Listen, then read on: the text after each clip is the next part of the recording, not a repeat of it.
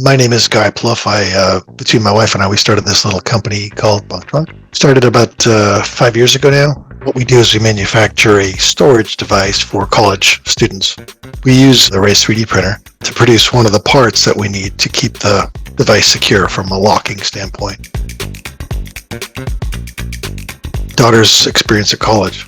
We dropped her off in August, and by the end of September, she was having a bit of a heartburn, saying, "Yeah, I've got college roommates that won't close the door, won't lock the door. Certainly, sometimes they leave the door wide open. So I come home worried about losing my laptop, my expensive books." So we came up with this device that sits over her feet. Turns out it's 3 functions. 1, it locks things up securely.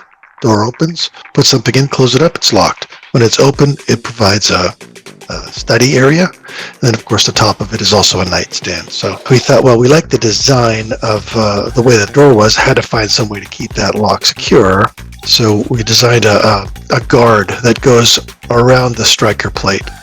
And it ultimately ends up, you can get your coat hanger in there, but you can't trip it because the guard is in the way. It needed to be durable, and it needed to be inexpensive to produce. But the biggest problem we had was when we started, I didn't know exactly the shape I needed, so I went through several iterations.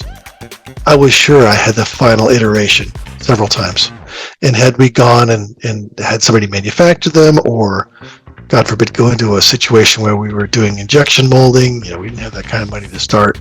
There was no way. So I had a little desktop 3D printer and tried it out and got the design fairly straight, but I couldn't do production on it.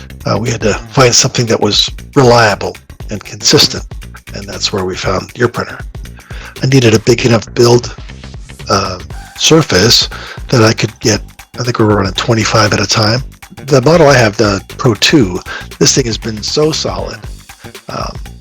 Reliability is the number one thing, right? I turn it on, I send the job, I come back, and it's done. I want to say I've had less than 10 failed prints over the 2.5-3 years that I've had it, and half of those were design. Should have had supports, and I didn't, so I'm trying to print in the air or something like that. It was so reliable, I could literally clear the printer, hit print again, and walk away, and come back in 2 days, and there it was again. So that was hugely valuable. I noticed that you had the Hyper FFF.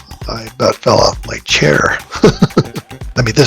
I use this thing for just everything, tooling like crazy. It's changed everything. I couldn't do what I'm doing at home. This is a nights and weekends job. Without it, it's impossible.